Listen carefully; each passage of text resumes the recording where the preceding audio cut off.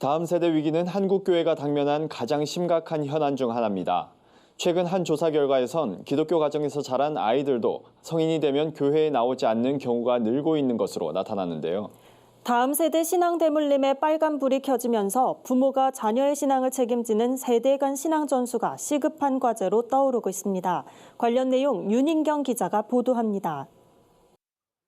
최근 한국교회 탐구센터와 실천신학대학원 대학교 21세기 교회연구소가 조사한 연구 결과에 따르면 기독 청소년 10명 중 4명은 성인이 된 이후에 교회를 계속 다닐 생각이 없거나 확신이 없는 것으로 나타났습니다.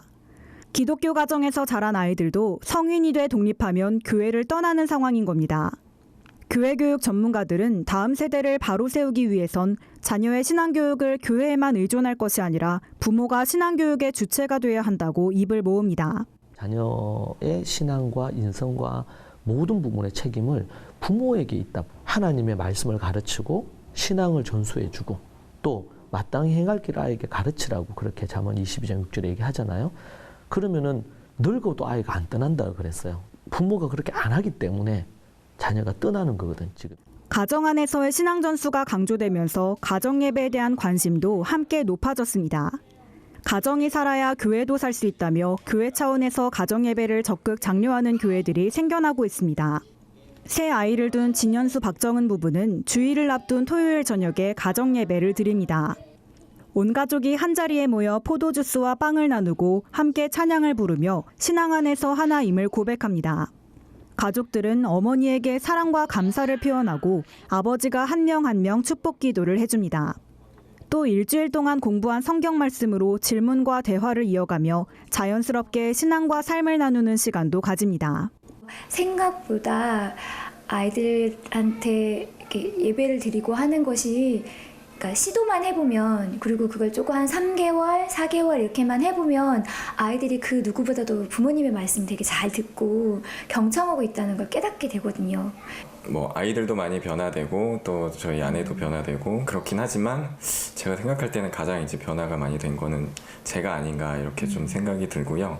그냥 이 가정 안에서의 그런 분위기도 굉장히 좀 많이 변화가 되고 끈끈해졌던 것 같고요.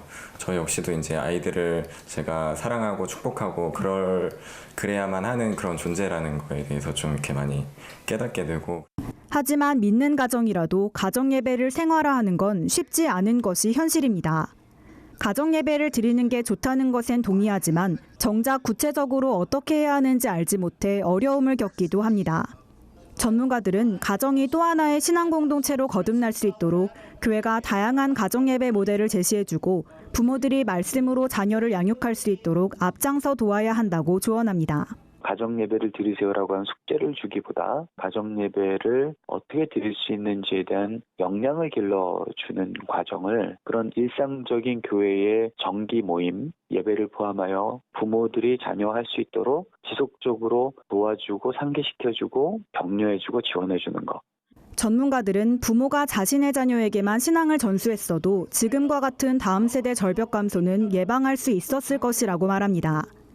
부모가 자녀를 말씀으로 양육하며 신앙의 유산을 물려주는 일, 이제 선택이 아닌 필수가 되고 있습니다. 구티비 뉴스 윤인경입니다.